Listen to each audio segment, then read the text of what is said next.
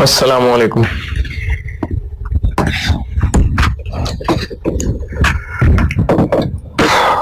दुरूद शरीफ पढ़ लें।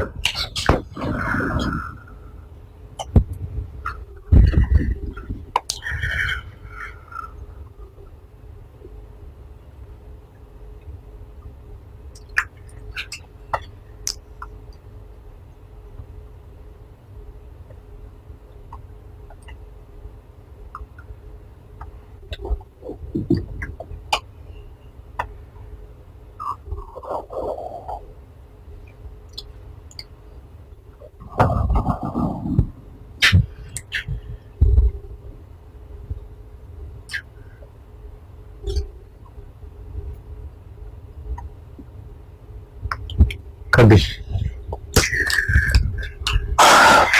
कैश फ्लो के नोट्स दिए, खोलें।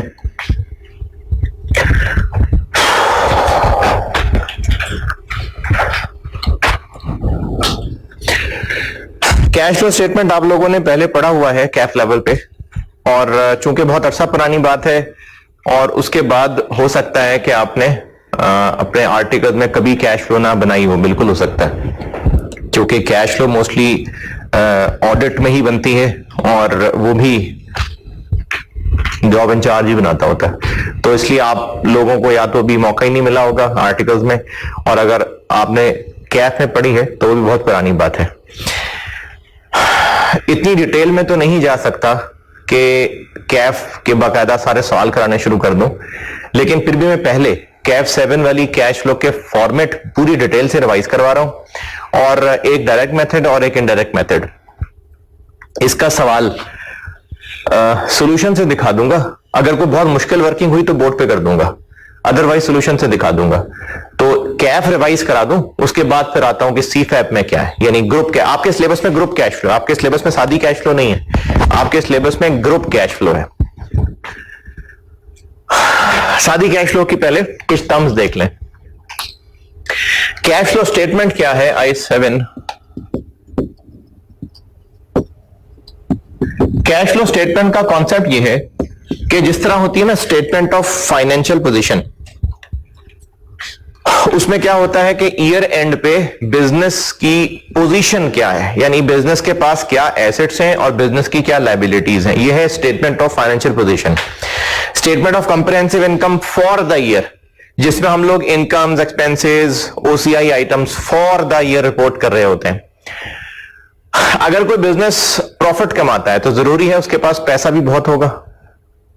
नहीं, जरूरी नहीं। हो सकता है सारी इनकम्स ही क्रेडिट पे हो, सारे एक्सपेंसेस कैश पे हो, या इसके अलावा हो सकता है बिजनेस ग्रो कर रहा हो और कैपिटलाइज कर रहा हो चीज, यानी नए प्लांट मशीनरी सब सेटअप कर रहा हो, तो पैसा तो उसके पास खत्म होकर लोन चढ़े होंगे, इवन देन हो सकता है प्रॉफिट में जा रहा हो। या ये भी हो सकता है कि बिजनेस हो लॉसेस में लेकिन पैसे बहुत हो।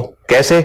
लोन लिया हुआ है और उसके एक्सपेंसेस में हैवी एक्सपेंसेस डेप्रिसिएशन का है। तो कैश की पोजीशन SOCI से पता नहीं चलती, इसके लिए बनाई जाती है स्टेटमेंट ऑफ कैश फ्लो या कैश फ्लो स्टेटमेंट। इसमें यहां पर जो वर्ड कैश है ना, इससे मुराद सिर्फ वो हार्ड कैश करेंसी नहीं है, इससे मुराद है बिजनेस के पास जो पैसा है, पैसा। अब वो किसी भी फॉर्म में हो सकता है। तो यहां पर कैश से मुराद है बिजनेस के पास जो रिसोर्सेज हैं, कैश या तो कैश की शक्ल में या तकरीबन कैश के जैसा। इसको कहते हैं cash and cash equivalent, cash या कैश जैसा। अच्छा, कैश वो है जो हमारे पास हार्ड कैश में है या बैंक में पड़ा हुआ है, और कैश जैसा वो शॉर्ट टर्म इन्वेस्टमेंट्स हैं, शॉर्ट टर्म, जिनमें पैसा डूबने का चांस ना होने के बराबर, यानी जिसमें इनसिग्निफिकेंट रिस्क है। जैसे गवर्नमेंट के शॉर्ट मेच्योरिटीज वाले बिल्स होते हैं, ट्रेजरी बिल्स भी कहते हैं उनको, 3-3, 6-6 महीने की मेच्योरिटी उनकी, तो उनमें पैसा डूबने का चांस ना होने के बराबर होता है। तो ऐसी इन्वेस्टमेंट्स जो शॉर्ट टर्म है, और इसमें IAS में मिसाल के तौर पे 3 महीने लिखा हुआ, यानी 3 महीने के अंदर अंदर मेच्योरिटी वाली, और उनमें रिस्क बहुत थोड़ा है, इनसिग्निफिकेंट रिस्क है इन्वेस्टमेंट, मतलब कैश अभी हमारे पास रेडिली अवेलेबल नहीं है, लेकिन इनसिग्निफिकेंट रिस्क वाली शॉर्ट टर्म इन्वेस्टमेंट्स हैं, वो कहलाती हैं cash equivalents. Short term investments, और शॉर्ट टर्म इन्वेस्टमेंट्स की मिसाल मैंने बोली है ट्रेजरी बिल्स, टी बिल्स भी कहते हैं इनको, ट्रेजरी बिल्स गवर्नमेंट के इशूड होते हैं। ये है कैश एंड कैश इक्विवेलेंट। तो बिजनेस के पास ये जो इस सारी शक्ल में पड़ा हुआ पैसा है, कैश फ्लो स्टेटमेंट ये है कि पूरे साल में बिजनेस के पास ये पैसा आया कहां से, इनफैक्ट आया कहां कहां से और गया कहां कहां, और साल के शुरू में ये सब कितना था और साल के एंड पे ये सब कितना है। ये कैश फ्लो स्टेटमेंट है। यानी हम लोग अगर हम ईयर की बात करें तो इस ईयर के शुरू में ओपनिंग बैलेंस कितना था, किसका ओपनिंग बैलेंस, किसकी बात हो रही है, कैश एंड कैश इक्विवेलेंट। साल के दौरान कहां से कैश इनफ्लो हुआ और कहां कहां गया कैश आउटफ्लो, और साल के एंड पे क्लोजिंग बैलेंस कितना है। यानी बिजनेस में पैसा आया और गया कहां। अच्छा, अब जब हम बात कर रहे हैं ना इन सबको एक ही, ये सब हम एक कैश एंड कैश इक्विवेलेंट कह रहे हैं, तो for the purpose of this statement पैसे बैंक में जमा करवाना और बैंक से पैसे निकलवाना ये कोई कैश फ्लो नहीं है। क्यों कैश फ्लो क्यों नहीं है? ये तो जब हमने इन सबको मिला के एक ही चीज कह दिया तो ये तो ऐसा ही है ना, कैश बैंक से निकालना कि इस जेब से निकाल के इस जेब में रख लिया। तो for the purpose of cash flow statement ये सब एक ही हैं, और इनके जो दरमियान की मूवमेंट है यानी investment debit cash credit, bank debit cash credit, cash debit bank credit, ये कोई कैश फ्लो नहीं है। जो बिजनेस का कैश फ्लो है फॉर द ईयर, इसको बांटा जाता है फॉर बेटर रिपोर्टिंग तीन हिस्सों में। एक कहलाती हैं ऑपरेटिंग एक्टिविटीज, एक कहलाती हैं इन्वेस्टिंग एक्टिविटीज, और एक कहलाती हैं फाइनेंसिंग एक्टिविटीज।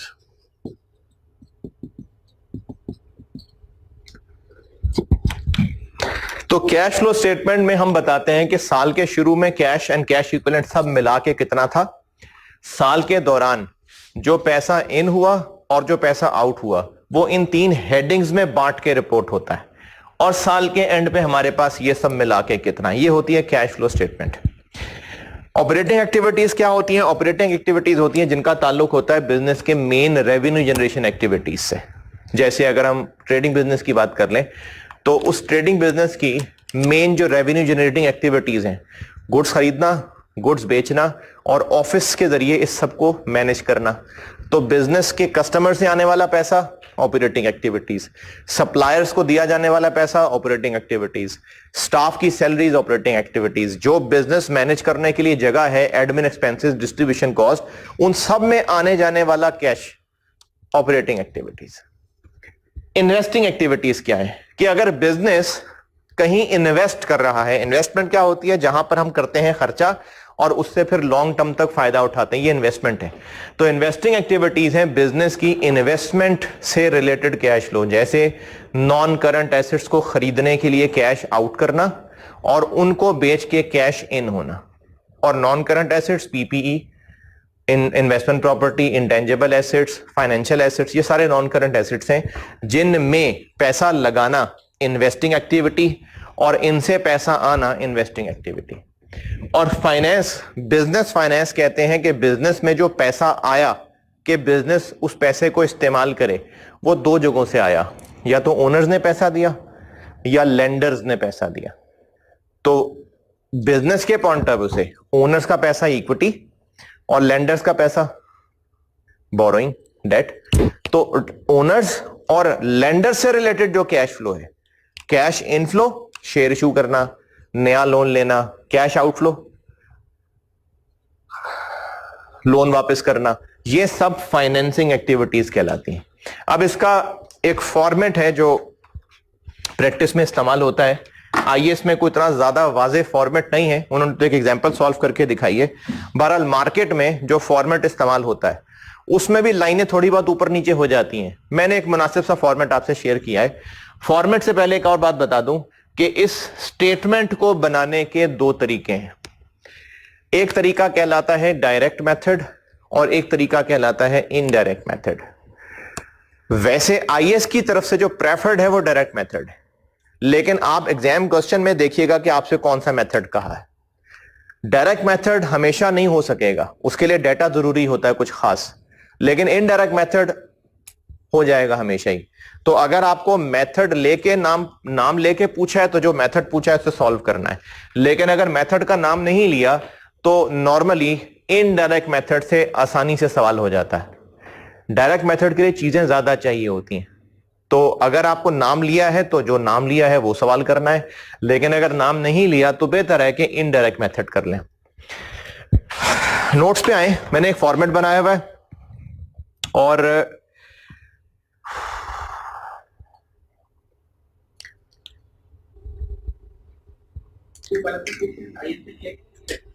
क्या जी,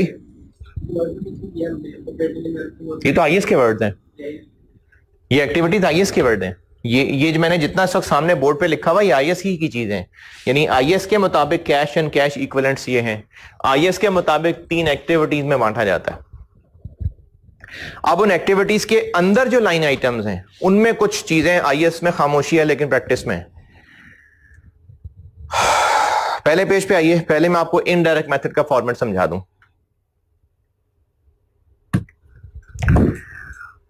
इनडायरेक्ट मेथड में पहले आइए आप पेज के तकरीबन मिड पे, मिड से थोड़ा सा ऊपर है वैसे, कैश जनरेटेड फ्रॉम ऑपरेशंस, तकरीबन मिड में ही आ रहा होगा, एक लाइन आ रही है, हेडिंग नहीं है वैसे एक लाइन है, कैश जनरेटेड फ्रॉम ऑपरेशंस है। कैश जनरेटेड फ्रॉम ऑपरेशंस के नीचे चलते जाते हैं और जो कुछ भी लिखा हुआ है वो कैश फ्लो ही है। यानी आपको कहीं पर कुछ ऐसी चीज नजर आ रही होगी जिसको पढ़ के पता चल रहा होगा कि कैश आउटफ्लो है और आगे ब्रैकेट में, आगे उसकी फिगर ब्रैकेट में लिखी होगी, और कहीं कोई ऐसी फिगर कोई ऐसी अंग्रेजी नजर आ रही होगी जिससे पता चल रहा होगा कि कैश इनफ्लो है, तो उसके आगे फिगर पॉजिटिव लिखी होगी। एक जो इस पूरे फॉर्मेट के बारे में बहुत बेसिक सी चीज है, जो इस पूरे फॉर्मेट को ओवरऑल देखें आप, कि 3 एक्टिविटीज की हेडिंग्स हैं, 2 पेजेस पे फैला हुआ फॉर्मेट, 3 एक्टिविटीज की हेडिंग है, ऑपरेटिंग, इन्वेस्टिंग और फाइनेंसिंग। जब तक एक एक्टिविटी चल रही है तो सारे कैश फ्लोज देखें इनर कॉलम में आ रहे हैं, और जब वो इनर कॉलम पूरा हो जाता है तो उसका नेट टोटल आउटर कॉलम में चला जाता है। ऐसा ही है। अच्छा, जब ये तीनों एक्टिविटीज के आउटर कॉलम में टोटल आ गए, अब वो 3 फिगर्स हैं जो आउटर कॉलम में है, उन तीनों का एक एंड नेट टोटल हुआ। अगले पेज पे ये net cash flow for the year, balance नहीं, नेट कैश फ्लो। यानी अगर हमारे पास साल के शुरू में 400 मिलियन था और साल के एंड पे 600 मिलियन है, और इन सब से मिला के 2200 मिलियन इन हुआ और 2000 मिलियन आउट हुआ। 400 पहले था, 2200 इन सब से मिला के इन हुआ, 2000 इन सब में लगा के आउट हुआ, और एंड पे इतना बच गया। Net cash flow for the year कितना? 200। आउटफ्लो, इनफ्लो, इनफ्लो, ये है वो टोटल जो तीनों के टोटल के बाद आउटर कॉलम में net cash flow for the year लिखा हुआ है, वो ये 200 पॉजिटिव है। दूसरे पेज के तकरीबन शुरू में, मिड में ही बल्कि, आउटर कॉलम में जब तीनों हेडिंग्स खत्म हो गई तो उनका एक टोटल किया, वो आ गया net cash flow during the year. वो क्या है इस मिसाल में? पॉजिटिव 200। उस पॉजिटिव 200 में 400 ऐड करेंगे तो second last line, cash and cash equivalent at start of year, और उसमें ये 200 ऐड किया तो वो इक्वल आ गया cash and cash equivalent at end of year के। और ये जो कैश एंड कैश इक्विवेलेंट है ये इन चीजों से मिलके बना है। कल वाली क्लास में इसके मैं नोट्स भी बताऊंगा आपको, लेकिन अभी वर्किंग के हिसाब से सिर्फ देख लें कि कैश एंड कैश इक्विवेलेंट की फिगर तो हमने टोटल एक लिखनी है, लेकिन वो इन सबको मिला के बना होगा। तो इन सबको मिला के कैसे बना होगा तो वो उसी के नीचे देखें, थोड़ा सा एक लाइन 2 लाइन के स्पेस के बाद मैंने कैश एंड कैश इक्विवेलेंट का टोटल बना के दिया हुआ है। ये कैश फ्लो का हिस्सा नहीं है, ये नोट्स का हिस्सा है। प्रॉपर डिस्क्लोजर कल बताऊंगा इसके, लेकिन अभी सिर्फ वर्किंग की हद तक मैंने बताया है। ये जो cash and cash equivalent at end of year है ना, कैश फ्लो खत्म हो गई यहां, लेकिन ये cash and cash equivalent at start of year और एंड ऑफ ईयर अगर 3-4 फिगर्स को मिला के बनाया हो तो वो 3-4 फिगर्स ये हैं जो इसके नीचे लिखी हुई मैंने, ओपनिंग और क्लोजिंग। कैश है, बैंक है, अगर बैंक ओवरड्राफ्ट है तो नेगेटिव हो जाएगा, और शॉर्ट टर्म इन्वेस्टमेंट्स जो टी बिल्स बताए हैं अभी, ये साल के शुरू वाली figures cash and cash equivalent at start of year, और साल के एंड वाली फिगर्स का total cash and cash equivalent at end of year. नहीं, बात सिर्फ 3 महीने की नहीं है। यानी अगर हमने इन्वेस्टमेंट की हुई है शेयर्स में और हमारा इरादा क्या है तो बस 15 दिन में बेच देने हैं, तो वो कैश इक्विवेलेंट नहीं है, इनसिग्निफिकेंट रिस्क होना जरूरी है। उसकी मिसालें नॉर्मली टी बिल्स ही होते हैं। रिस्क होता है उसमें, रिस्क होता है भाई, रिस्क तूफान आते देर लगती है, उसका बिजनेस उड़ गया पूरा, फिर रिस्क तो है ना, तो इसलिए ये गवर्नमेंट की सिक्योरिटीज होती हैं। हाँ, ये जो उसकी क्वालिटीज है ना कि इसमें इतना रिस्क नहीं होना चाहिए, इनसिग्निफिकेंट प्राइस चेंजेस ना होती हो, तो उसके म्यार पे पूरा एक गवर्नमेंट सिक्योरिटीज ही उतरती हैं।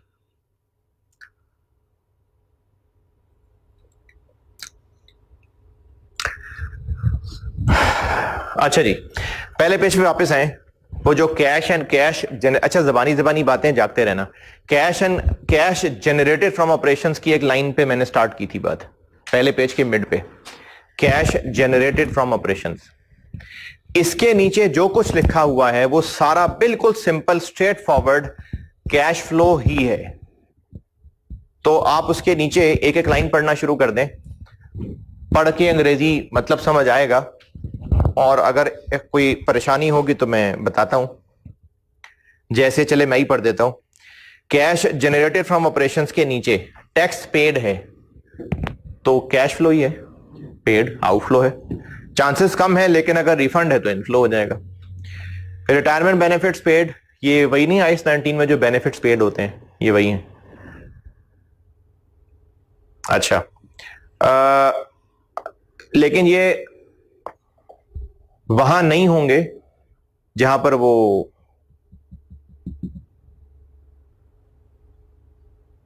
फंडेड हो, वो तो उसके पास से जाते हैं ना, हमारे पास से थोड़ी जाते हैं।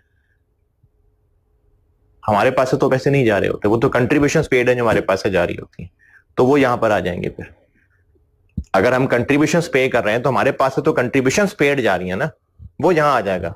वो जो हम कंट्रीब्यूशंस पे करते हैं, plan assets debit cash credit, तो वो हमारा कैश फ्लो है ना, तो ये वो कैश आउटफ्लो आ जाएगा।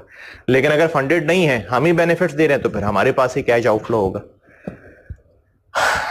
इंटरेस्ट पेड आउटफ्लो है, और ये ऑपरेटिंग एक्टिविटीज में क्यों लिखे हुए?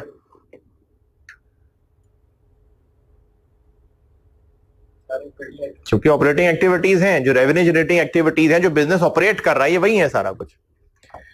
अच्छा, इसके बाद आंसर आता है कैश इनफ्लो या आउटफ्लो फ्रॉम ऑपरेटिंग एक्टिविटीज, ये आउटर कॉलम में चला जाता है।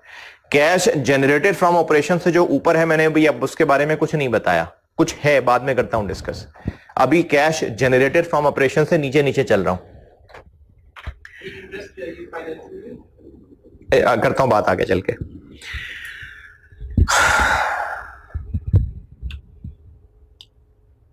इन्वेस्टिंग एक्टिविटीज में देखिए, पीपीई हमने अगर खरीदा है और वो भी अगर कैश दिया है खरीदते हुए, ये वो आउटफ्लो है। अगर उधार पे खरीदा तो वो कोई कैश फ्लो नहीं है, तो यहां पर वो आएगा जो हमारी जेब से कैश गया है। और अगर 2 प्लांट एंड मशीनरी एक्सचेंज किए हैं तो उस एक्सचेंज में अगर कोई कैश गया तो वो है, नहीं कैश गया तो कुछ भी नहीं है। इसी तरह बेचा है तो जो कैश आया है ये सेल ऑफ पीपी आ गया। इसी तरह इन्वेस्टमेंट प्रॉपर्टी में भी परचेज सेल है, इसी तरह इंटेंजिबल एसेट में परचेज सेल है। Expenditure on capital work in progress, अगर इस साल बिल्डिंग अंडर कंस्ट्रक्शन है, उस पर खर्चा किया है तो वो कैश आउटफ्लो है। लॉन्ग टर्म डिपॉजिट्स अगर जमा कराए हैं तो आउटफ्लो है, वापस लिए हैं तो इनफ्लो है। गवर्नमेंट ग्रांट्स ये FAR 1 में होता है, अब ये CFAB में अब नहीं होता, तो अगर हमें मिली हैं तो वो इनफ्लो है और वापस किया तो आउटफ्लो है।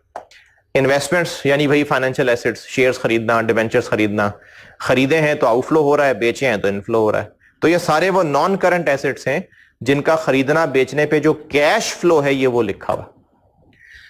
फिर उसके बाद अगले पेज के टॉप पे देखिए, इन्वेस्टमेंट्स हैं, वहां से अगर इंटरेस्ट रिसीव हो रहा है तो ये इन्वेस्टमेंट्स हैं, वहां से अगर डिविडेंड रिसीव हो रहा है तो ये, यानी शेयर्स में इन्वेस्टमेंट है और अगर डिविडेंड रिसीव हो रहा है तो यहां, ये होते हैं सारे cash flow from investing activities. Cash flow from financing activities, financing activities equity और डेट से रिलेटेड चीज है। अगर हम शेयर इश्यू कर रहे हैं कैश के अगेंस्ट, बोनस इश्यू नहीं, कैश के अगेंस्ट, तो कैश इनफ्लो है, तो उसमें ये इश्यू ऑफ शेयर्स के सामने आ जाएगा। अगर हम ओनर्स को डिविडेंड पे कर रहे हैं तो कैश फ्लो है, कैश डिविडेंड, बोनस डिविडेंड नहीं, कैश डिविडेंड, तो यहां पर आउटफ्लो आ जाएगा। अगर नया लोन लिया है, पुराना वापस कर रहे हैं, तो वो यहां पर इनफ्लो आउटफ्लो आ जाएगा। और अगर लीज पे एसेट लिया है तो वो तो कैश फ्लो नहीं है, लेकिन लीज रेंटल पे करना ये कैश फ्लो है।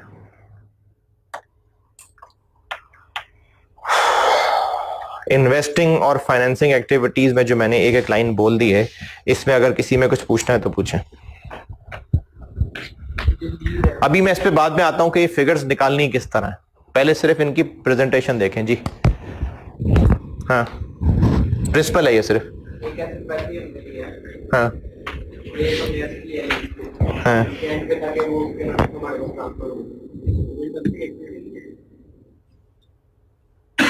क्या क्या क्या कैश फ्लो क्या है उसमें?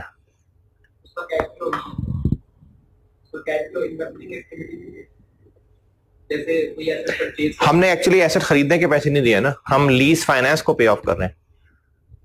हम लीज लायबिलिटी जो हमारे लिए एक डेट है, बोरोइंग है, उसको पे ऑफ कर रहे हैं, तो ये फाइनेंसिंग एक्टिविटी है। देखो ना, अगर हमने कोई प्लांट सेटअप करने के लिए डिवेंचर इशू किए हैं, तो डिवेंचर इशू किए प्लांट सेटअप के लिए, तो कल को डिवेंचर की पेमेंट वापस करेंगे तो वो प्लांट की पेमेंट होगी क्या? नहीं। तो लीज लायबिलिटी फाइनेंसिंग एक्टिविटी। हाँ जी, इन्वेस्टिंग फाइनेंसिंग ओके। ये फिगर्स कैसे मिलेंगी? अच्छा, मैं फिर दोहरा दूं, अभी मैं आपको कैफ वाला कैश फ्लो रिवाइज करवा रहा हूं, अभी मैंने कंसोलिडेशन की बात नहीं की। आपके सिलेबस में कंसोलिडेटेड वाला कैश फ्लो है, लेकिन पुराना रिवाइज कराऊंगा तो ग्रुप की बात करेंगे ना। तो अभी सारे आप कैफ के स्टूडेंट्स हैं। ये फिगर्स कैसे बनेंगी? क्योंकि आपको क्वेश्चन के अंदर अगर कैश फ्लो बनाना है तो फिर गिवन क्या होगा? गिवन होना चाहिए 2 एसओएफपी, पी और एस की नहीं, कैफ की पढ़ाई कर रहा हूं। आपको 2 एसओएफपी अवेलेबल होने चाहिए, इस साल का और पिछले साल का। पिछले साल का किस लिए? ताकि ओपनिंग बैलेंसेस पता चले। तो 2 एसओएफपी होंगे, और हो सकता है एक एसओसीआई हो सकता है एसओसीआई की टूटी फूटी इंफॉर्मेशन हो, लेकिन एसओएफपी होना जरूरी है, वरना कैश फ्लो का सवाल नहीं होता। अगर एसओएफपी है तो कैश फ्लो का सवाल होगा, नहीं है तो फिर कैश फ्लो का सवाल नहीं होता। तो 2 एसओएफपी दिए होंगे, इस साल का और पिछले साल का, और अगर एसओसीआई दे दें तो मेहरबानी, नहीं तो कोई बात नहीं।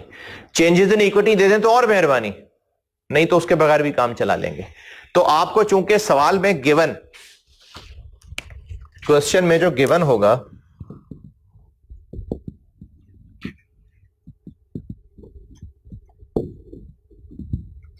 दो एसओएफपी, एक एसओसीआई, हो सकता है चेंजेस इन इक्विटी भी दी हो, मेहरबानी होगी, नहीं तो कोई मसला नहीं, और काफी कुछ अंग्रेजी में जरूरी बातें, ये बड़ी जरूरी बातें होंगी। तो आपको इस गिवन से कैश फ्लो की चीजें पूरी करनी है। कैश फ्लो है क्या, कॉन्सेप्ट बता दिया आपको, सवाल में फिगर्स कैसे पूरी करनी है वो बताने लगा। अच्छा, अब आप देखेंगे कि यहां पर पहले आपको कुछ नोट्स भी पढ़ा देता हूं। जहां कैश फ्लो का फॉर्मेट खत्म हो गया दूसरे पेज पे, उसके नीचे मैंने कुछ एग्जाम नोट्स लिखे हुए। इनमें से पेज 2 वाला तो अभी नहीं बता रहा, पेज 3 के टॉप वाला पढ़ लें।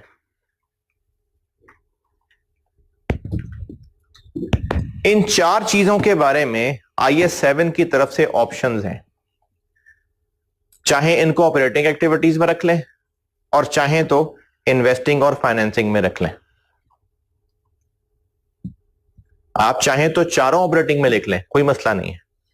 वैसे मार्केट में जो ज्यादा है वो ये डिविडेंड पेड तो लाजमी, इंटरेस्ट पेड भी किसी कंपनी में ऑपरेटिंग में, किसी कंपनी के अंदर फाइनेंसिंग में।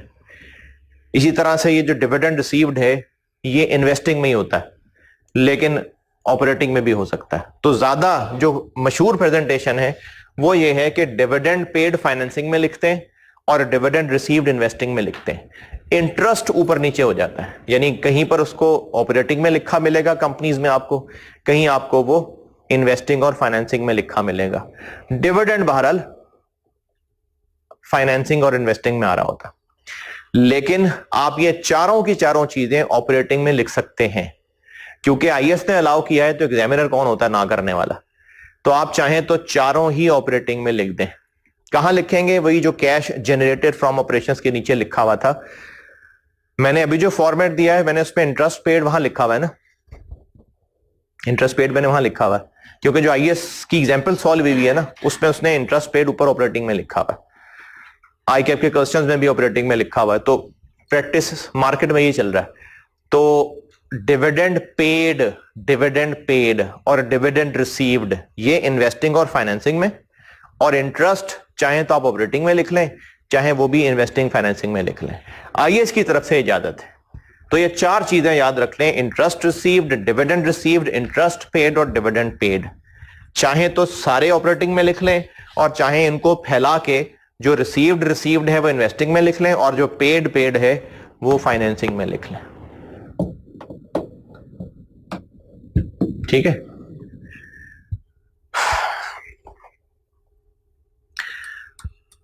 अच्छा, अब ये जो आपको गिवन होगा इससे कैश फ्लो की चीजें पूरी करनी है। चीजें कैसे पूरी करनी है? आपको ओपनिंग बैलेंसेस, क्लोजिंग बैलेंसेस तो दिए हुए हैं, इसके अलावा क्या क्या ट्रांजैक्शंस हैं। मुझे पर्सनली टी अकाउंट्स आसान लगते थे फॉर्मेट याद करने में, इसलिए मैंने बना के भी टी अकाउंट्स दिए हैं। क्योंकि अगर आप टी अकाउंट याद कर लेना तो उसको बाद में स्टेटमेंट फॉर्म में लिखना आसान है। यानी अगर आपको याद है कि पीपी के अकाउंट में डेबिट पे क्या आता है, क्रेडिट पे क्या आता है, ये जहन में छापना आसान है, क्योंकि मोस्टली लोगों की फोटोग्राफी मेमोरी होती है। तो तस्वीर दिमाग में छापना, टी अकाउंट की एज अ पिक्चर तस्वीर छप जाएगी, वो चांसेस ज्यादा कि आप ज्यादा आसानी से पिक्चर छाप लेंगे टी अकाउंट की। अब वर्किंग सवाल में करते हुए आप चाहे टी अकाउंट बना लें, चाहे तो उसको स्टेटमेंट फॉर्म में कर लें, जैसे पीपी का ओपनिंग बैलेंस, एडिशन, डिस्पोजल, चाहे ऐसे कर लें, चाहे टी अकाउंट बना के वर्किंग कर लें। तो मैंने फॉर्मेट समझाने के लिए वर्किंग्स टी अकाउंट में बना के दी हुई है। एग्जाम क्वेश्चन में आप चाहे तो टी अकाउंट्स बना लेना, और कैश फ्लो की बात नहीं कर रहा कि cash flow T account, workings की बात कर रहा हूं। आप चाहे तो उनको टी अकाउंट में चला लें, मैंने टी अकाउंट बना के दिए हैं। आप चाहें तो उनको वर्किंग स्टेटमेंट फॉर्म में करके ओपनिंग, एडिशन, डिस्पोजल, चाहे ऐसे कर लें। तरतीब से चलाता हूं।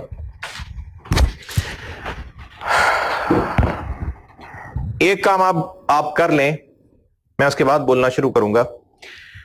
मैंने आपको जहां से पढ़ाना शुरू किया है अभी, कैश जनरेटेड फ्रॉम ऑपरेशंस के नीचे से,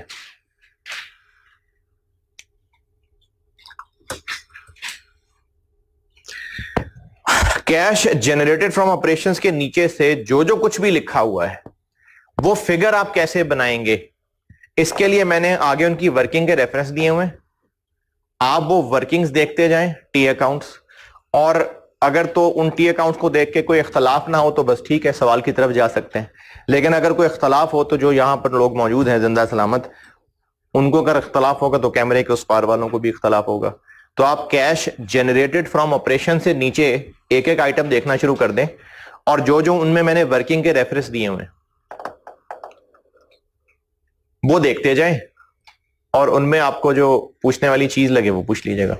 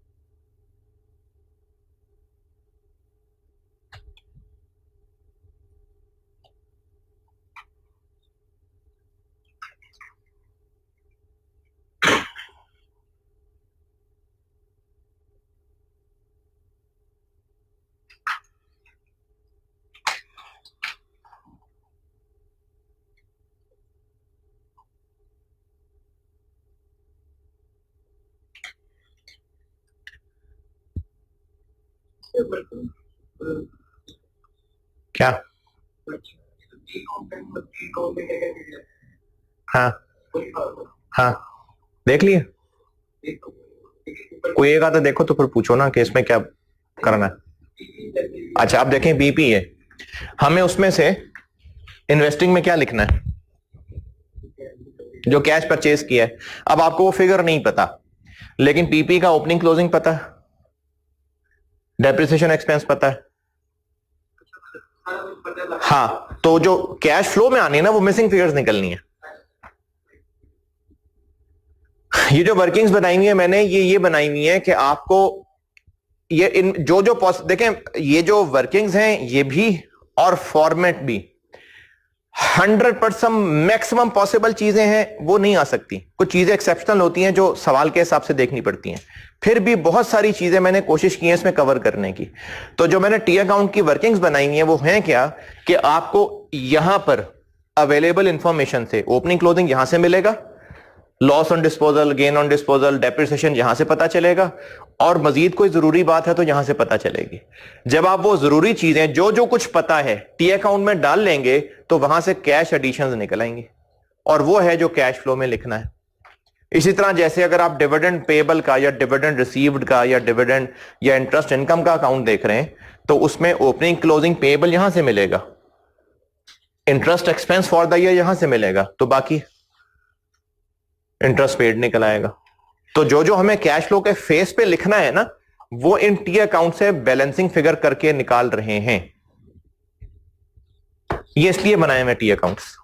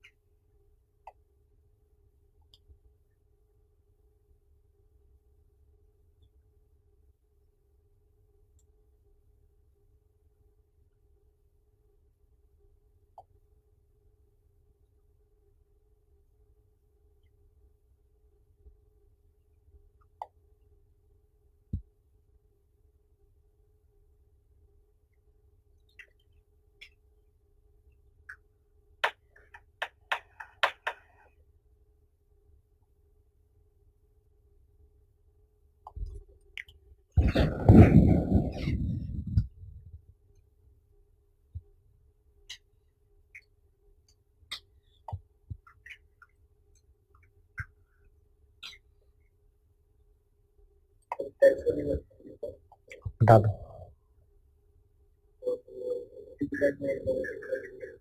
ठीक है।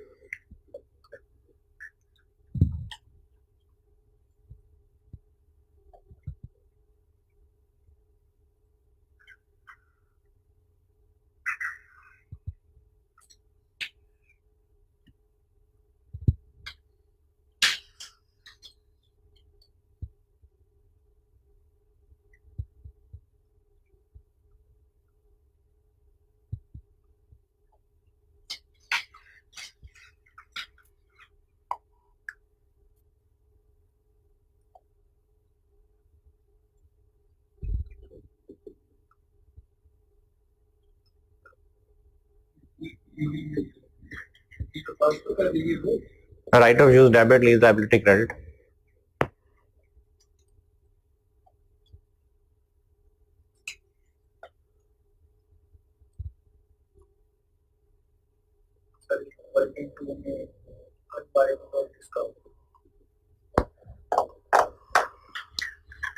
सारी वर्किंग एक बार देख लें 17 तक, उनमें फिर जो जो है वो बताता जाता हूं।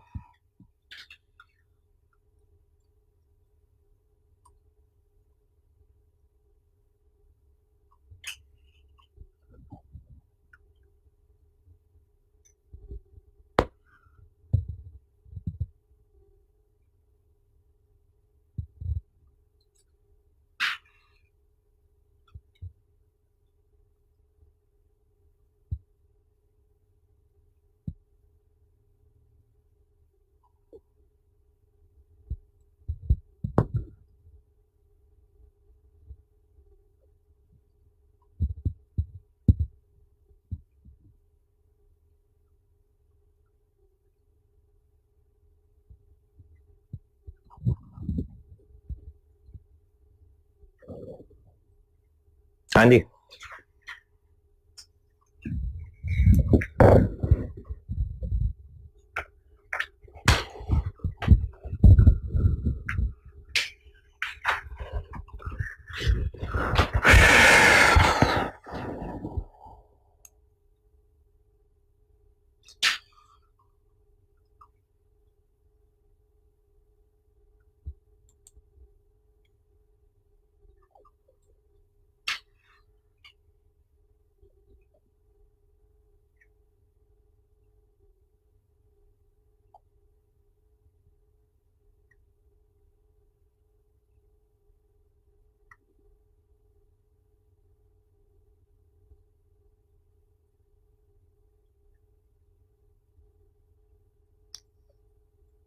हम्म।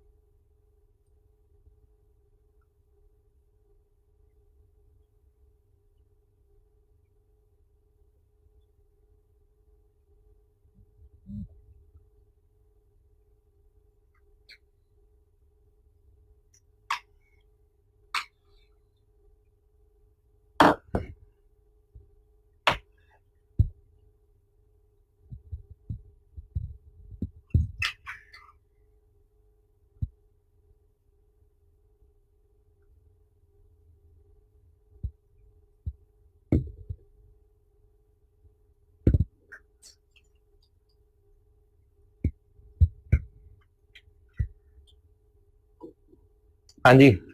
ओके।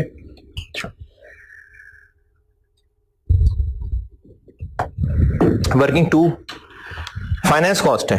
देखें, फाइनेंस कॉस्ट नॉर्मली वही है जो लोन्स के ऊपर होती है, जो हम इंटरेस्ट फाइनेंशियल इंस्ट्रूमेंट्स पे होती है, फाइनेंशियल लाइबिलिटीज पे होती है, नॉर्मली वही है, और वो इवेंचुअली पे होती है। या तो इसी साल पे हो गई होती, नहीं तो अगले साल डेट आएगी तो पे हो जाएगी, नॉर्मली ऐसा ही होता है। लेकिन एक होती है प्रोविजन फॉर डिस्मेंटलिंग, जो आपको मैंने इफ्रिक 1 रिवाइज कराया था, प्रोविजन फॉर डिस्मेंटलिंग आई 37 के तहत। उसमें क्या होता है कि प्लांट डिस्मेंटल करना है 25 साल बाद, लेकिन उसकी हमने आज प्रोविजन बनाई होती है प्रेजेंट वैल्यू पे, और वो चूंकि प्रेजेंट वैल्यू पे बनाई होती है इसलिए वक्त गुजरने के साथ साथ उसको बढ़ाते हैं, डेफर्ड कंसिडरेशन की तरह की चीज है। तो वो जो हर साल हम फाइनेंस कॉस्ट बना रहे होते हैं, क्योंकि अब उसको जो डिस्काउंट किया था वो अब हम खोलते चले जा रहे हैं, अनवाइंडिंग ऑफ डिस्काउंट, तो ये पे होना है फाइनेंस कॉस्ट? नहीं, ये पे नहीं होनी है, ये तो वैसे ही हमने एक प्रेजेंट वैल्यू बनाई थी उसको वापस लेके जा रहे हैं। तो वो अगर कोई फॉर द ईयर है तो वो हटाइए मैंने वर्किंग टू से, क्योंकि वो पे तो नहीं ना हुई। देखें, उसका तो पेबल भी नहीं आ रहा होगा, तो ओपनिंग क्लोजिंग और साथ एक्सपेंस में इसको रखेंगे, तो एक्सपेंस में जब ये शामिल हो जाएगा तो उसका वजन पेड में भी आ जाएगा, हालांकि तो पे ही नहीं होना। तो इसलिए फाइनेंस कॉस्ट इसके अलावा वाली। वर्किंग 3 अभी फिलहाल इस्तेमाल नहीं थी। रिटायरमेंट बेनिफिट्स, ये मैंने चूंकि ये सवाल अभी आपको जो पढ़ा रहा हूं, जो सवाल करा रहा हूं, वो कैफ लेवल का है ना, तो कैफ लेवल पे तो IAS 19 नहीं है, इसलिए आप इस सवाल में भी देखेंगे कि वहां पर ग्रेचुटी का जिक्र है। तो कैफ लेवल तक ग्रेचुटी होती थी, उसकी पेमेंट भी होती थी, लेकिन अगर आप उसको अपने लेवल पे IAS 19 में डाल के देखेंगे तो अगर तो हमने वो डिफाइंड बेनिफिट ऑब्लिगेशन बनाई हुई है, तो फिर कंट्रीब्यूशन पेड है जो कैश फ्लो है, बेनिफिट्स पेड नहीं है फिर, क्योंकि बेनिफिट्स पेड तो डिफाइंड बेनिफिट ऑब्लिगेशन डेबिट और प्लान एसेट्स क्रेडिट हो रहे होते हैं, हमारा तो कैश फ्लो नहीं होता। वो हमारा कैश फ्लो क्या होता है? जो कंट्रीब्यूशंस पे हो रहे होते हैं। तो ये जो मैंने रिटायरमेंट बेनिफिट्स में डेबिट साइड पे बेनिफिट्स पेड लिखे हुए, ये कंट्रीब्यूशंस हैं। अच्छा, आप कर लें कंट्रीब्यूशंस, उनको जो मैंने पीडीएफ देनी है उसमें कंट्रीब्यूशंस कर दिया था मैंने, ये वो कंट्रीब्यूशंस हैं जो पेमेंट्स। हाँ, अगर फंडेड नहीं है, यानी अलग से फंड नहीं बनाया हुआ, तो फिर हम नहीं देने होंगे। लेकिन अगर आईएस 19 की टर्म्स इस्तेमाल होती लगती है ना आपको, जिसमें बेनिफिट्स पेड, कंट्रीब्यूशन पेड लिखा आ रहा है, तो ये कंट्रीब्यूशन पेड है, क्योंकि हमारी कैश फ्लो कंट्रीब्यूशन पेड है। और लास्ट वो चौथी वाली क्लास में मैंने जो जून 18 क्लास में किया था, उसमें डिफाइंड बेनिफिट ऑब्लिगेशन और प्लान एसेट्स का मैंने कहा था हम रिकंसिलिएशन नेट करके भी बना सकते हैं। तो जब नेट करके बनाएंगे तो उसमें बेनिफिट्स पेड तो आएगा ही नहीं, कंट्रीब्यूशंस पेड ही आएगा, तो वो होता है कैश फ्लो। अच्छा, वर्किंग 4 ओके, वर्किंग 5 भी ओके, सीधी सी है। वर्किंग 6 भी सीधी सी है। वर्किंग 7, एक होता है करंट टैक्स, एक होता है डेफर्ड टैक्स। पे कौन सा होता है? Current tax. चूंकि चांस कम है कि आपको जो सवाल में ये एसओसीआई दी हुई है, इसमें आपको करंट टैक्स अलग से नजर आए, चांस कम है। ज्यादा चांस ये है कि आपको बस टोटल टैक्स एक्सपेंस नजर आएगा, तो उस टोटल टैक्स एक्सपेंस में डेफर्ड टैक्स भी होगा। तो आपको डेफर्ड टैक्स तो अलग तोड़ के नहीं बताया, क्या करें, टोटल टैक्स एक्सपेंस है। तो इसलिए फिर हम लोग मजबूरी एक कंप्रीहेंसिव अकाउंट बना लेते हैं टैक्स का, जिसमें करंट टैक्स का पेएबल रिसीवेबल भी डाल दिया और डेफर्ड टैक्स वाला भी डाल दिया। वो जो टोटल टैक्स एक्सपेंस है ना, उसमें चूंकि डेफर्ड टैक्स भी शामिल है, इसलिए साथ डीटीएल और डीटीए का भी ओपनिंग क्लोजिंग डालना पड़ा। वरना अगर आपको सीधा सीधा करंट टैक्स एक्सपेंस बताया होता तो बस ठीक है, करंट टैक्स का पेएबल ओपनिंग क्लोजिंग डालते, एडवांस टैक्स लेते और टैक्स एक्सपेंस रख के तो टैक्स पेड निकल आता। लेकिन चूंकि एसओसीआई में ज्यादा चांस यह है कि टोटल टैक्स एक्सपेंस बताया होगा, तो इसलिए इस टी अकाउंट के अंदर मैंने डेफर्ड का भी ओपनिंग क्लोजिंग डाल दिया। तो टैक्स का जो कुछ भी ओपनिंग क्लोजिंग था सब डाल दिया इसमें। डेफर्ड टैक्स था वो भी डाल दिया, करंट टैक्स था वो भी डाल दिया, टोटल टैक्स एक्सपेंस रखा क्रेडिट साइड पे और बैलेंस किया तो उससे टैक्स पेड निकल आएगा। टैक्स इनकम में इसको कह रहा हूं कि डेफर्ड टैक्स जब मैं आपको रिवाइज कराऊंगा ना, तो डेफर्ड टैक्स नेगेटिव भी हो सकता है, उसको टैक्स इनकम कहते हैं। तो अगर डेफर्ड टैक्स बहुत ज्यादा नेगेटिव है तो वो करंट और डेफर्ड का नेट टोटल भी नेगेटिव आ सकता है, उसको मैंने टैक्स इनकम कहा हुआ है।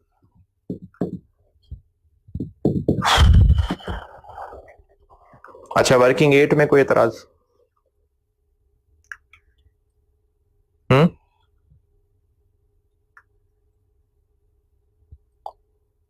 ये जो वर्किंग 8 के नीचे मैंने नॉन कैश एडिशंस की मिसालें दी हैं, ये भी ओके। अब इनमें प्लान डेबिट हो रहा होगा लेकिन ये कैश फ्लो नहीं है।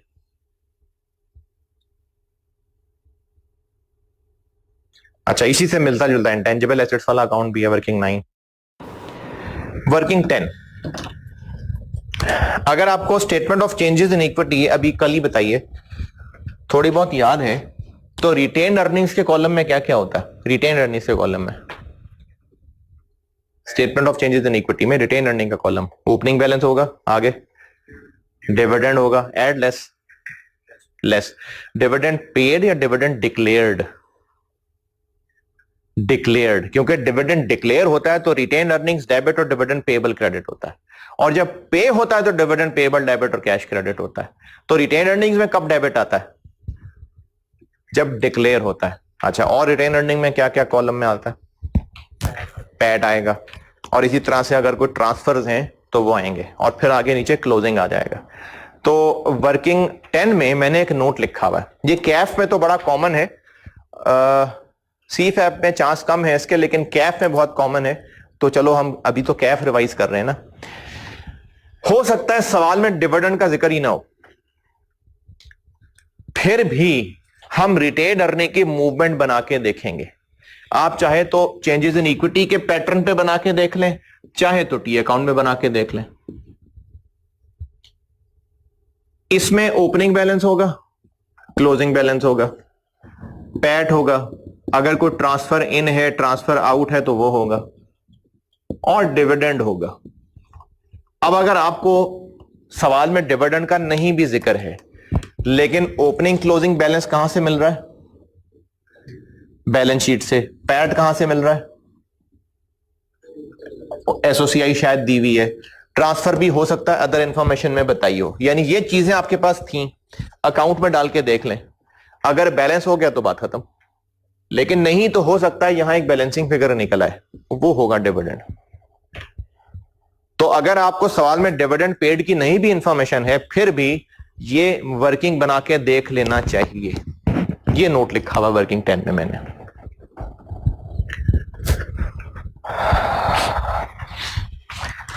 अच्छा, वर्किंग 11, 12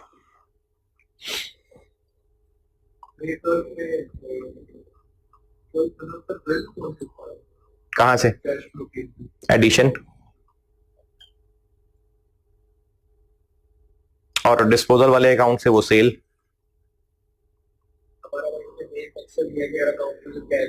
जी, हम इन टी अकाउंट से कैश वाली फिगर्स निकाल रहे हैं, क्योंकि अगर कैश फ्लो का सवाल है तो फिर मोस्टली कैश वाली फिगर्स नहीं पता, वो फिर हम लोग इन अवेलेबल इंफॉर्मेशन से ढूंढ ढूंढ के निकाल रहे हैं।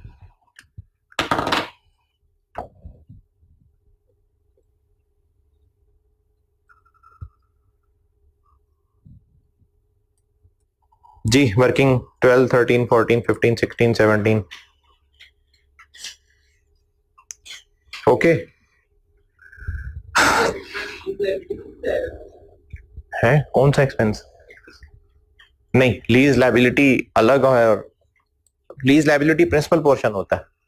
हाँ, वैसे जो इंटरेस्ट उसमें साथ जा रहा होता है, वो जो इंटरेस्ट उसके अंदर अगर हम लोग फाइनेंस कॉस्ट डेबिट और लीज लायबिलिटी क्रेडिट कर रहे हैं ईयर एंड पे आके, हाँ, तो वो एक्रूड इंटरेस्ट कहला रहा है। वो इंटरेस्ट पेड के तौर पे आएगा अगर पे होगा तो, यानी जब पेमेंट होगी ना लीज रेंटल की, उसको तोड़ा जाएगा। प्रिंसिपल पोर्शन अलग, इंटरेस्ट पोर्शन अलग, क्योंकि प्रिंसिपल पोर्शन ये है फाइनेंसिंग एक्टिविटीज में जो आना है, और इंटरेस्ट पेड वो है जो ऑपरेटिंग में दिखाया है। तो और ये बात लीज के लिए भी है और लोन के लिए भी है। जैसे डिवेंचर्स का कॉन्ट्रेक्चुअल कैश फ्लो है, तो उसमें जो इंटरेस्ट पोर्शन है वो अलग और जो प्रिंसिपल पोर्शन है वो अलग। जो प्रिंसिपल पोर्शन है वो फाइनेंसिंग में और जो इंटरेस्ट पोर्शन है वो ऊपर ऑपरेटिंग एक्टिविटीज में। तो सादा लोन होता है उसको भी मोबाइल को शेड्यूल बना के करते हैं कि मतलब इंटरेस्ट वाला अकाउंट डेबिट बनाते हैं। देखें, सादा लोन जो है वो भी लोन ही है, फाइनेंशियल लायबिलिटी है, और फाइनेंशियल लायबिलिटी का डिफॉल्ट मेथड अमोर्टाइज कॉस्ट है। हाँ, ये एक अलग बात है कि सादे लोन के ऊपर ये एन मुमकिन है कि उसका जो इंटरेस्ट ऑफिशियल रेट है वही इफेक्टिव रेट है, तो इंटरेस्ट एक्सपेंस और कॉन्ट्रेक्चुअल कैश फ्लो बराबर आ रहा है, हो सकता है। यानी जो क्लोजिंग बैलेंस है वो प्रिंसिपल ही आ रहा होगा, हो सकता है।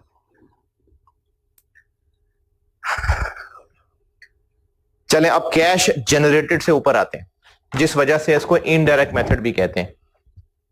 फॉर्मेट पे आ जाए, पहले पेज पे। कैश जनरेटेड से मैंने ऑनवर्ड बताना शुरू किया था, अब कैश जनरेटेड से बैकवर्ड चलते हैं।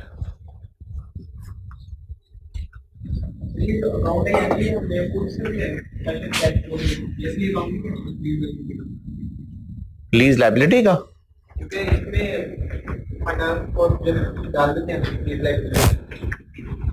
देखो, वो भी ईयर एंड पे अगर एक्रू करना हो तो डालते हैं, वरना जरूरी नहीं कि हर एंट्री में डल रहा हो। देखो, ये जो मैंने टी अकाउंट्स बनाए हैं ना, ये परफेक्ट नहीं है, क्योंकि हर आईएएस की बहुत डिटेल है। अब कैश फ्लो में चूंकि मल्टीपल आईएएस हैं, तो हर आईएएस की बहुत डिटेल टेस्टिंग नहीं हो सकती। यानी कैश फ्लो के सवाल के अंदर फाइनेंशियल इंस्ट्रूमेंट्स की भी डेप्थ हो, आईएएस 12 की भी डेप्थ हो, लीजेस की भी डेप्थ हो, नहीं, इसका चांस कम है।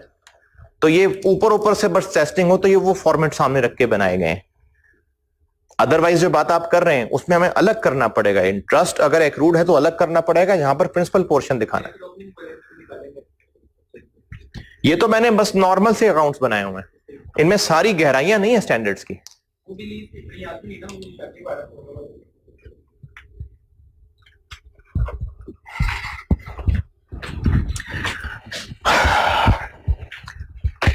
कैश जनरेटेड फ्रॉम ऑपरेशंस के बाद टैक्स पेड आ रहा है।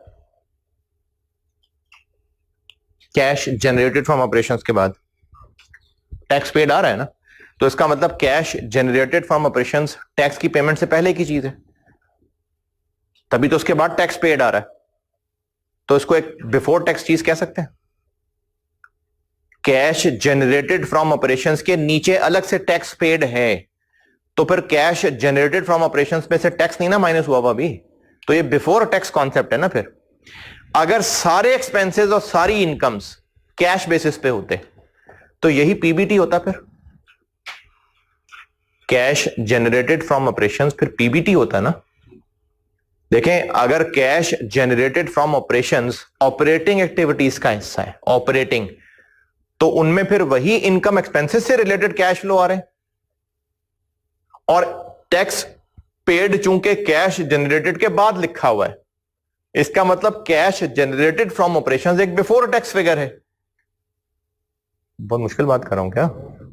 तो अगर सारे इनकम्स और सारे एक्सपेंसेस कैश ही होते, यानी सारी incomes cash debit income credit, सारे expenses expense debit cash credit, तो ये जो कैश जनरेटेड फ्रॉम ऑपरेशंस की फिगर है ये पीबीटी ही होता ना। लेकिन क्या ये वाकई पीबीटी है? नहीं।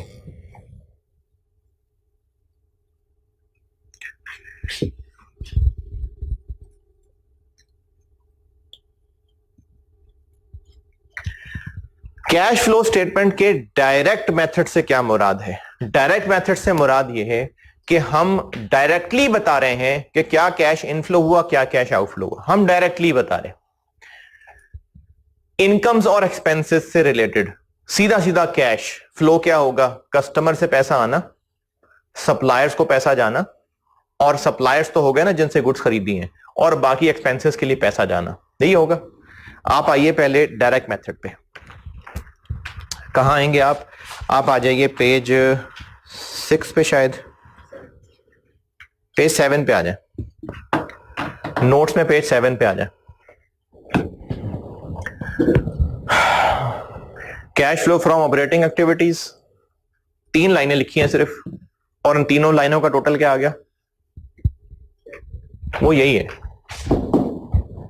और इस कैश जनरेटेड से ऊपर डायरेक्ट मेथड में वो 3 लाइनें हैं।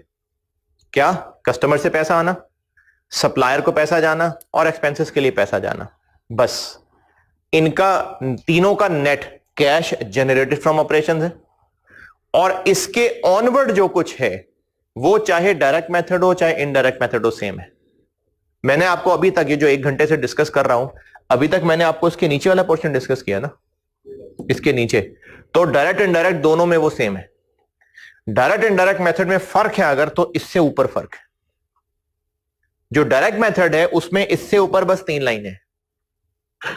कस्टमर से रिसीट्स, सप्लायर्स को पेमेंट्स, और एक्सपेंसेस की पेमेंट्स। इनडायरेक्ट मेथड में इसको हम 10-12 लाइनों के बाद निकाल रहे हैं। वो कैसे निकल रहा है, इसलिए इसको इनडायरेक्ट मेथड कहते हैं।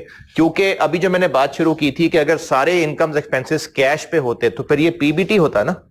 लेकिन अगर ये पीबीटी के बराबर नहीं है तो क्यों नहीं है? A sort of reconciliation. तो इनडायरेक्ट मेथड में पीबीटी से स्टार्ट किया जाता है, और ये इसके बराबर क्यों नहीं है, वो क्यों नहीं यहां लिखा जाता है, और फिर इससे प्लस माइनस करके ये आंसर आ जाता है। ये इनडायरेक्ट मेथड है। तो डायरेक्ट मेथड में और इनडायरेक्ट मेथड में कैश जनरेटेड कॉमन पॉइंट है, उसके बाद नीचे सेम है। यानी अगर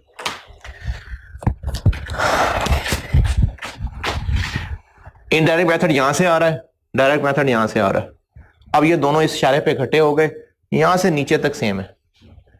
तो इनडायरेक्ट मेथड और डायरेक्ट मेथड का जो कॉमन पॉइंट है वो कैश जनरेटेड फ्रॉम ऑपरेशंस है। यानी अगर इसका आंसर 600 मिलियन आ रहा है तो इनडायरेक्ट मेथड से भी 600 मिलियन, और डायरेक्ट मेथड से भी 3 लाइनों के बाद ही 600 मिलियन। ओके, अच्छा, अब जो डायरेक्ट मेथड है इससे जो ऊपर 3 लाइनें लिखी हुई हैं वो सिंपल कैश फ्लो है। कस्टमर से पैसा आना कैश इनफ्लो है, सप्लायर्स को पैसा जाना कैश आउटफ्लो है, और एक्सपेंसेस में पैसा पे करना कैश आउटफ्लो है। और ये कैसे निकलना है ये पहले ये देख लेते हैं। वर्किंग देखें पेज 7 पे, सिंपल सा डेटर का अकाउंट बनाया हुआ है मैंने, जो बचपन में कहीं सिंगल एंट्री पढ़ते हुए बनाते होंगे। रिसीट फ्रॉम कस्टमर, जिसको मैंने वर्किंग 1 कहा है, मैंने डेटर का अकाउंट बनाया हुआ है। ओपनिंग क्लोजिंग डेटर्स हैं, सेल्स हैं, बैड डेट राइट ऑफ है, सेल रिटर्न वगैरह, रिसीट्स हैं। ठीक है,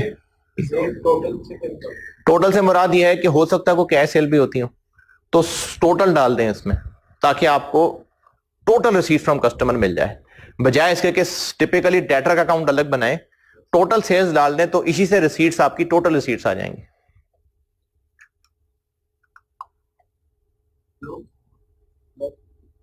ग्रॉस से क्या मुराद?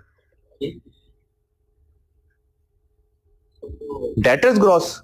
अच्छा, अगर प्रोविजन फॉर डाउटफुल डेट भी है तो वो ग्रॉस, क्योंकि प्रोविजन फॉर डाउटफुल डेट का अकाउंट अलग होता है, डेटर्स का अकाउंट अलग, प्रोविजन का अकाउंट अलग होता है, इसलिए ग्रॉस मुराद है।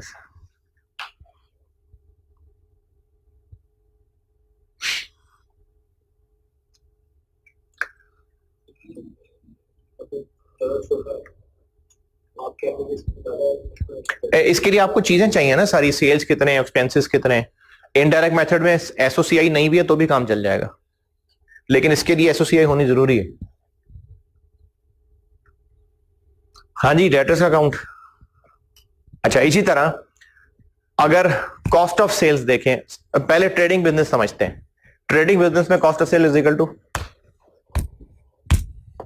ट्रेडिंग बिजनेस में कॉस्ट ऑफ सेल्स कैसे निकलती है? Opening stock plus purchases minus closing stock.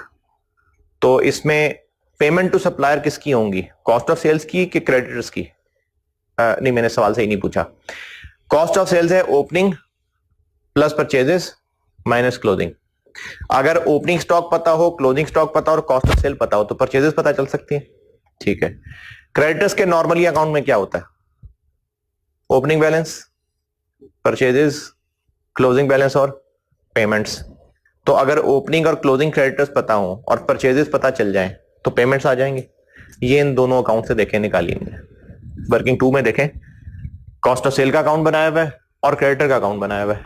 Cost of cell से परचेजेस निकली और परचेजेस क्रेडिटर्स में डाल के तो क्रेडिटर्स की पेमेंट्स निकल आई।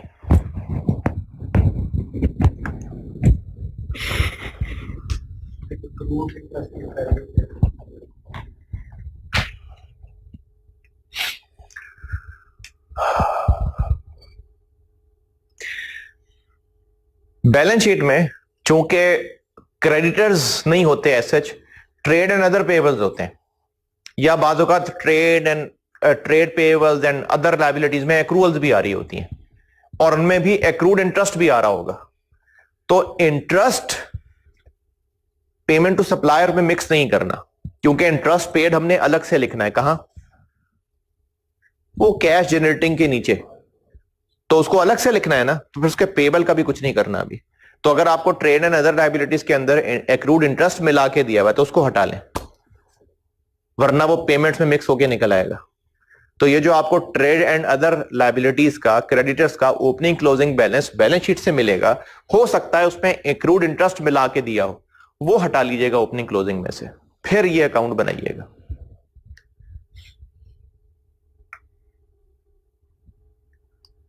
अच्छा, और अगर मैन्युफैक्चरिंग बिजनेस है तो इतनी डिटेल में तो हम नहीं जा सकते कि कॉस्ट ऑफ सेल्स में सैलरीज कितनी हैं और फैक्ट्री ओवरहेड्स कितने, इतनी डिटेल सवाल में नहीं है। लेकिन कम से कम अगर डेप्रिसिएशन दी है तो ये तो पता है ना कि वो कैश आउटफ्लो नहीं होता, तो डेप्रिसिएशन हटा लें कॉस्ट ऑफ सेल में से। इससे ज्यादा डिटेल होगी भी नहीं, मैक्सिमम डेप्रिसिएशन की डिटेल हो सकती है। तो कॉस्ट ऑफ सेल में से डेप्रिसिएशन हटा ली, बाकी लिख लिया।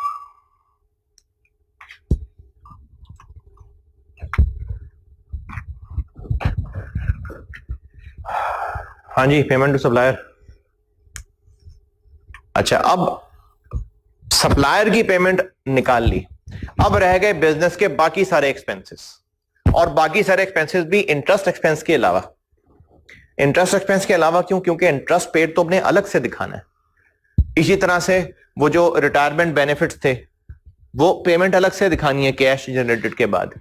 तो इन दोनों के अलावा बाकी सारे एक्सपेंसेस, तो देखिए पेमेंट फॉर ऑपरेटिंग एक्सपेंसेस की वर्किंग बनी हुई है तो ये एक सादा सा पेबल का अकाउंट कि opening payable, closing payable, opening pre payments, closing pre payments. Credit side पे एक्सपेंसेस फॉर द ईयर, तो डेबिट साइड पे बैलेंसिंग निकल आएंगी पेमेंट्स। लेकिन इन एक्सपेंसेस में वो एक्सपेंसेस ना शामिल रहने देना जो नॉन कैश होते हैं। देखें, जो वर्किंग 3 बनाई हुई है, अगर उसमें ओपनिंग क्लोजिंग बैलेंसेस लिख लें और क्रेडिट साइड पे एक्सपेंसेस लिख लें, तो डेबिट पे बैलेंसिंग क्या आ जाएगा? पेमेंट्स। और फर्ज करें ओपनिंग क्लोजिंग कुछ नहीं है, तो जो एक्सपेंसेस आप क्रेडिट साइड पे लिखेंगे वही बैलेंसिंग फिगर डेबिट पे आ जाएगी ना। अकाउंट तो नहीं ना बैलेंस करते हुए बताएगा कि क्या कर रहे हो, वो तो आप जो क्रेडिट पे लिखेंगे वो बैलेंस करके डेबिट पे निकाल देगा। तो जानते बूझते एक्सपेंसेस में वो एक्सपेंसेस ना लिखें जो आपको पता है नॉन कैश है, जैसे bad debt expense, depreciation, loss on disposal, fair value loss, impairment loss. ये तो पता है नॉन कैश चीजें, लेकिन ये भी कहीं ना कहीं एक्सपेंसेस में आ रही होती हैं, तो उनको ना लिखना इस अकाउंट में क्रेडिट साइड पे। ये सबसे नीचे पेज के एंड पे लिखा हुआ।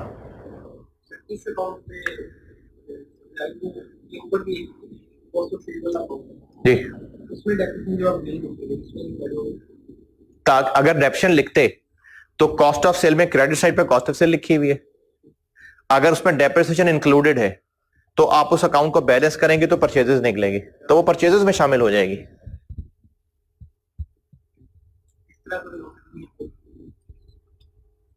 यानी ये मैंने आपको मोटे मोटे अकाउंट्स बता दिए, उनकी गहराई हो सकती है।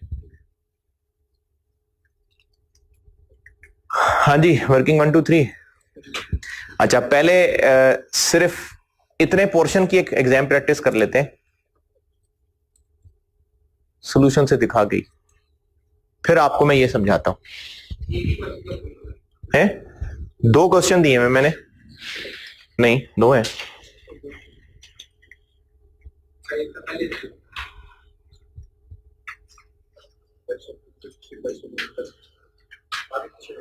नहीं, सॉल्यूशन एक ही है।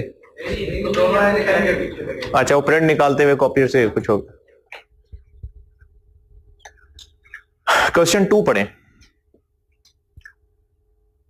अभी इस क्वेश्चन 2 को मैं पूरा नहीं बोर्ड पे डिस्कस कर रहा, मैं सिर्फ वो 3 लाइनें डिस्कस कर रहा हूं ताकि डायरेक्ट मेथड स्पेसिफिक डिस्कशन हो जाए। फिर आपको मैं ये समझाता हूं और फिर क्वेश्चन 1 डिस्कस कर लेते हैं। क्वेश्चन 2 पढ़ लें, छोटा सा सवाल है, पढ़ना जल्दी पढ़ा जाएगा।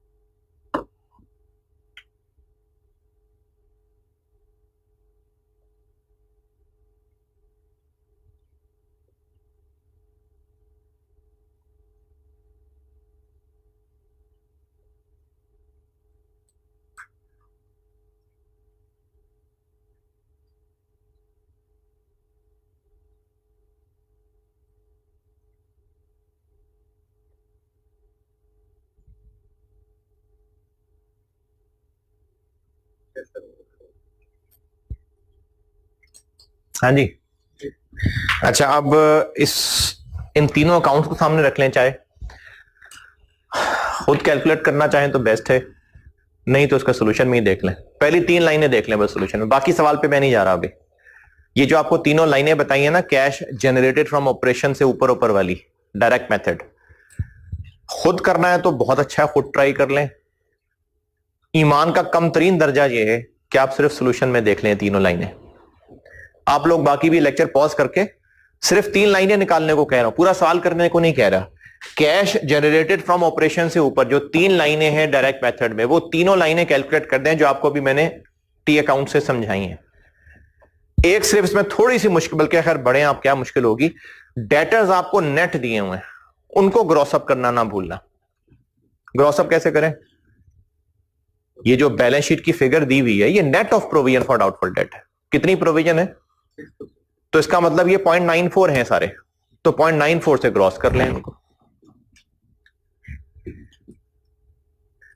हाँ, एक चीज और, एक अकाउंट नहीं पढ़ाया था आपको, वो भी बचपन का अकाउंट है, प्रोविजन फॉर डाउटफुल डेट का, बचपन का अकाउंट है। प्रोविजन फॉर डाउटफुल डेट का ओपनिंग क्लोजिंग बैलेंस, वर्किंग 2 देखें, 2 या 3 पता नहीं, 3, जो मैंने शुरू में भी वर्किंग्स पढ़ा रहा था ना इनडायरेक्ट मेथड की, उसमें मैंने बनाया हुआ है, वर्किंग 3 में बनाया हुआ है, शायद 3 में बनाया है ना। ये प्रोविजन फॉर डाउटफुल डेट का अकाउंट होता है। Opening closing balance, bad debt expense credit side पे और bad debt right of debit side पे। यहां से आपको बैड डेट राइट ऑफ मिलेगा, वो डेटर के अकाउंट में जाएगा। तो जो लोग कैमरे के उस पार हैं, लेक्चर पॉज करें, और ये जो क्वेश्चन 2 है, मैंने जो नोट्स दिए आपको, इनमें आप सिर्फ 3 लाइनें निकाल दें, मैं कह रहा हूं, सॉल्व कर दें तो बहुत अच्छी बात है, वरना कम से कम दर्जा ईमान का ये है कि कम से कम। हाँ जी, डन। इसमें मैं एक समरी बता देता हूं, हो सकता है किसी को बीच में कोई वर्ड, कुछ चीज समझ ना आई हो। जो बीडी बैलेंस है डेटर्स का और सीडी बैलेंस, ये आपको बैलेंस शीट में जो नजर आ रहा है वो नेट है।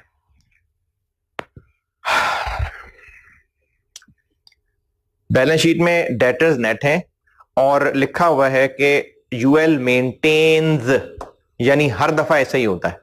तो जो ओपनिंग बैलेंस है वो भी और जो क्लोजिंग है वो भी 6% प्रोविजन माइनस होने के बाद है, यानी 0.94 है। तो उसको 0.94 से डिवाइड करेंगे तो वो ग्रॉस डेटर्स बनेंगे, जो मैंने टी अकाउंट में बीडी और सीडी लिखा हुआ है। फिर उसके बाद राइट ऑफ की फिगर, तो राइट ऑफ सवाल में दिया हुआ है, अगर ना दिया होता, बैड डेट एक्सपेंस दिया होता, तो provision for doubtful debt account बना के राइट ऑफ निकालते। बहरहाल राइट ऑफ दिया हुआ है। इसके बाद सेल्स, वो भी इनकम स्टेटमेंट है, दी हुई है। क्योंकि हम टोटल सेल्स लिख रहे हैं और वहां से टोटल रिसीट फ्रॉम कस्टमर्स निकाल रहे हैं, तो इससे फर्क नहीं पड़ता जो पॉइंट नंबर 1 में लिखा हुआ है, इसकी जरूरत नहीं है। वरना अगर आप 60% लेते तो आपका जो आंसर निकलता वो रिसीट फ्रॉम डेटर्स निकलता, फिर उसमें कैश सेल्स फिर से ऐड करनी पड़ती। तो इसलिए डेबिट साइड पे टोटल सेल्स लिख ली तो answer directly total receipt from customers आ गया। अच्छा, ये डेटर्स की चीजें हो गई। इसके अलावा इसी तरह से जो कॉस्ट ऑफ सेल्स दी हुई है उसमें डेप्रिसिएशन शामिल है, तो वो डेप्रिसिएशन निकाल के बाकी परचेजेस निकली और क्रेडिटर्स के अकाउंट से पेमेंट्स निकल आई। और जो एक्सपेंसेस हैं, जो एक्सपेंसेस सवाल में गिवन है, उनमें से हमने डेप्रिसिएशन माइनस कर दी, बैड डेट एक्सपेंस माइनस कर दिया, तो बाकी बच गए वो जिनका ताल्लुक कैश से है, और फिर बैलेंस करके पेमेंट्स निकल आई। तो ये है डायरेक्ट मेथड में कैश जनरेटेड से ऊपर वाली 3 लाइनें। फिर आपको मैं इससे ऊपर वाला पोर्शन इनडायरेक्ट मेथड बताता हूं लेक्चर 62 में, और फिर ग्रुप कैश फ्लो पे भी बात शुरू करते हैं।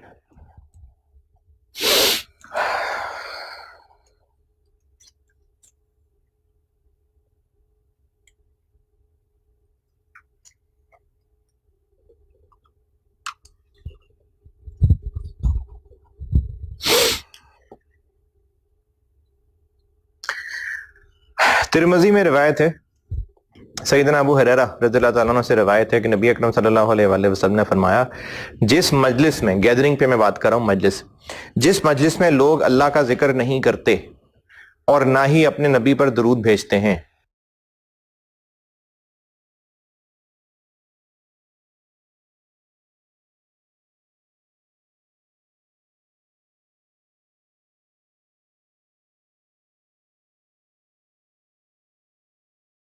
वो उनके लिए नुकसानदेह होगी।